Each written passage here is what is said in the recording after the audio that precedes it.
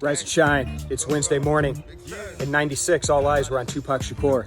Today, 2020, all eyes are on Fed Chairman Powell because today is Fed Day.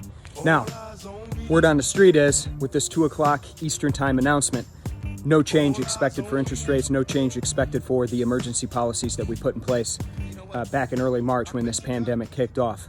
That said, what they did not do with that policy meeting back in March was provide any forward-looking guidance.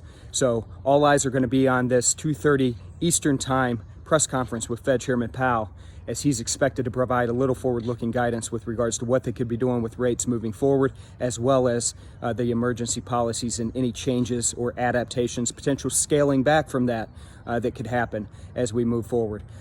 Didn't do this back in March because, quite frankly, they didn't know what the future looked like, and not that they really know what the future looks like right now. We are expected to get a little more clarity as far as what we're going to look like moving forward, and that could shake these markets up. Two markets you need to be focused on today. One, the equity markets. We've talked about the equities continuing to drive higher over the past couple weeks, yesterday being the exception. Both the Dow and S&P down nearly 1% yesterday, the one outlier being the Nasdaq.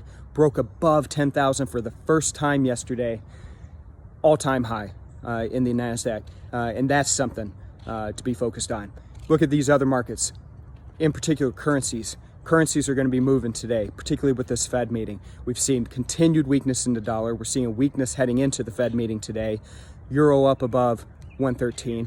We've got the British pound up above 127. And with this announcement coming out at 2 o'clock, we could see these markets start to get a little more volatile.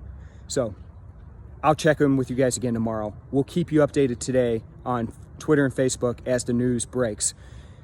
Everybody, have a little fun today. Do something nice for someone else. And let's get out there, let's get after it.